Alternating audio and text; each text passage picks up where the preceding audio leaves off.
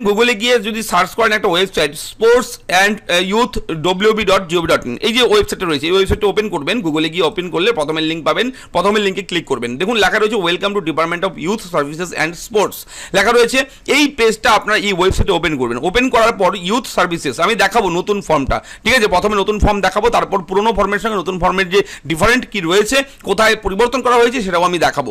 তো এই youth services অপশনে গিয়ে একবার ক্লিক করবেন। এখানে ক্লিক করলে আপনার সামনে এরকম ভাবে চলে আসবে এবং পরবর্তী পেজ আপনি এরকম পাবেন। এরপর দেখবেন এখানে উপরে লেখা রয়েছে নিউজ অ্যান্ড ইভেন্টস অপশন রয়েছে, এখানে গিয়ে ক্লিক করবেন। তার আগে বলে রাখি, যদি মোবাইলে করেন ডেস্কটপ মোডটা অন করবেন, তাহলে কম্পিউটারের মতো ফুল স্ক্রিনটা আপনি মোবাইলে দেখতে পারবেন। এই নিউজ অ্যান্ড ইভেন্টসে ক্লিক করবেন। ক্লিক করার সঙ্গে সঙ্গে নিচের দিকে আসবেন, দেখবেন ইয়ার লেখা রয়েছে 2021, 22, 2023, 2024, 2025, 2026।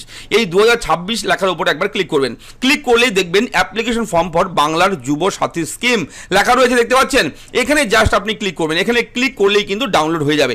ডাউনলোড হয়ে গেলে ডাউনলোড হয়ে কিন্তু নতুন ফর্মটা কিন্তু এইভাবে ওপেন হয়ে যাবে, দেখতে পাচ্ছেন। এটা হচ্ছে নতুন ফর্ম, অ্যাপ্লিকেশন ফর্ম। এবার আপনি দেখবেন যে ফর্মটা একেবারে একই রকম। পুরনো ফর্ম নতুন ফর্মের তফাৎটা কোথায়, আপনি তফাৎ খুঁজে পেতে একটু সময় লাগবে আপনার। আমি বলে দিচ্ছি কোথায় পার্থক্য, কেননা আগের পুরনো ফর্ম কিন্তু উঠিয়ে নিয়েছে সরকার এবং নতুন করে কিন্তু ফর্মটা আপলোড করা হয়েছে। নতুন এই ফর্মে একটা ইনফরমেশন কিন্তু অ্যাড করা হয়েছে এবং পুরনো ফর্ম কিন্তু উঠিয়ে নেওয়া হয়েছে। তো এই নতুন ফর্মটা কি রয়েছে দেখুন। প্রথম থেকে আপনি যদি দেখেন ফর্মটা, প্রথম থেকে আপনি একই রকম দেখবেন, কিন্তু নিচের দিকে যখন আসবেন আপনি একটু নিচের দিকে যান, 2 নম্বর পেজে যান। আপনি 2 নম্বর পেজের মধ্যে দেখবেন এই যে লেখাটা সেলফ ডিক্লারেশন, স্বঘোষণা, এই যে অপশনটা রয়েছে, এই যে প্যারাটা রয়েছে, এখানে রয়েছে কটা দেখুন, 1 নম্বর, 2 নম্বর, 3 নম্বর, 4 নম্বর, টোটাল 4টা কিন্তু এখানে অপশন রয়েছে স্বঘোষণাপত্রের। এবং বলে রাখি পুরনো ফর্ম যদি আপনি দেখেন, পুরনো ফর্মটা আমি দেখাচ্ছি আপনাকে। পুরনো ফর্ম যদি আপনি দেখেন এই মুহূর্তে পুরনো ফর্মে কিন্তু 3টি রয়েছে দেখুন। এই যে সেলফ ডিক্লারেশন, স্বঘোষণা, 1, 2, 3, 3টি অপশন রয়েছে। তবে নতুন ফর্মে কিন্তু আপনি পাচ্ছেন 4টি অপশন। তো কি অপশন 4 নম্বরে অ্যাড করা হয়েছে নতুন করে দেখুন, লেখা রয়েছে বাংলার যুবসাথী প্রকল্পের জন্য আমার আধার নম্বর আধার ভিত্তিক প্রমাণীকরণ ব্যবস্থার মাধ্যমে নিজেকে প্রমাণীকরণ করতে কোনো আপত্তি করছি না এবং আধার আইন 2016 এবং তদনুসারে প্রণীত প্রবিধান অনুযায়ী আমার স্বেচ্ছায় সম্মতি প্রদান করছি। অর্থাৎ আপনার আধার কার্ডের ডিটেলসগুলো সরকার অ্যাক্সেস করবে, তার জন্য আপনি কিন্তু অনুমতি দিচ্ছেন সরকারকে। এই 4 নাম্বার প্যারায় কিন্তু এটা অ্যাড করা হয়েছে। কিন্তু আপনি যদি 3 নাম্বার প্যারা যে পুরনো যে রয়েছে, পুরনো অপশানে কিন্তু অবশ্যই এই অপশানটা আপনি পাবেন না। এখানে কি রয়েছে পুরনোটায় দেখুন 3টা রয়েছে। আপনারা যারা আবেদন করেছেন এই ফর্মটা দিয়ে আবেদন করে ফেলেছেন, ঠিক আছে।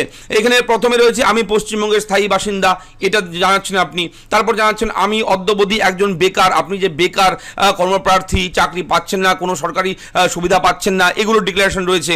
তারপর 3 নম্বর রয়েছে আমার দ্বারা জমাকৃত সমস্ত তথ্য নথিপত্র আমার জ্ঞান ও বিশ্বাস অনুযায়ী সত্য। অর্থাৎ আপনি ডিক্লারেশন দিচ্ছেন এতটুকু। কিন্তু নতুন ফর্মে কিন্তু আপনি পাচ্ছেন এই অপশান, আপনার আধার কার্ড নাম্বার দিয়ে আধারের তথ্য কিন্তু সরকার অ্যাক্সেস করবে।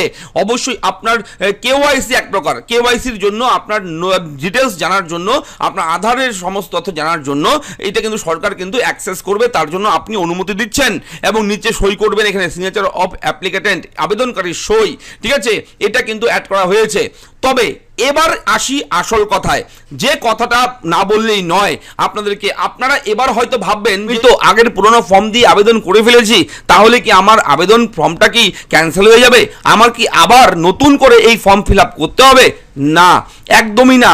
যারা যারা আবেদন করেছেন পুরনো ফর্ম দিয়ে আপনাদের বাতিল হবে না, আপনাদের কোনো সমস্যা নেই। কিন্তু বর্তমানে যারা আবেদন করবেন, এখন থেকে যারা আবেদন করবেন তারা কিন্তু এই নতুন ফর্ম দিয়েই আবেদনটা করবেন। দেখবেন যে ক্যাম্পে সেই পুরনো ফর্ম কিংবা নতুন ফর্ম যে ফর্মেই দেবে, তারা আধিকারিক যারা থাকবে তারা যে ফর্ম দেবে সেই ফর্মেই কিন্তু আপনারা ফর্ম ফিল আপ করে ফর্ম জমা করবেন, তাহলে কিন্তু বাতিল হবে না। অবশ্যই বলে রাখি এই ফর্মটা কিন্তু কারেকশন করা হয়েছে, 4 নাম্বার অপশনটা অ্যাড করা হয়েছে, ঠিক আছে। এটা আমি সরাসরি কিন্তু অফিসিয়াল ওয়েবসাইট থেকে দেখালাম। এটা কিন্তু কোনো প্রাইভেট ও বেসরকারি কোনো ওয়েবসাইট নয়, এটা হচ্ছে পশ্চিমবঙ্গ রাজ্য সরকারের একটা অফিসিয়াল ওয়েবসাইট। সেই ওয়েবসাইট থেকে কিন্তু আমি দেখালাম। অবশ্যই তফাৎটা বুঝতে পারলেন। এবং যারা পুরনো ফর্ম দিয়ে আবেদন করেছেন তাদের কোনো সমস্যা নেই, তাদের ক্যান্সেল হবে না, তাদের কিন্তু আবার নতুন করে আবেদন করতে হবে না। যারা করে ফেলেছেন কোনো সমস্যা নেই। কিন্তু নতুন যারা আবেদন করবে, আজকাল পরশু 26 তারিখ পর্যন্ত যারা আবেদন করবে, এর পরবর্তী সময় যারা আবেদন করবে তাদের কিন্তু এই নতুন ফর্ম দিয়ে আবেদনটা করতে হবে। তো এই ভিডিওতে এটাই ছিল মূল আপডেট আপনার সঙ্গে। যদি ভিডিওটা ভালো লেগে থাকে তাহলে like, subscribe, share, comment please করবেন।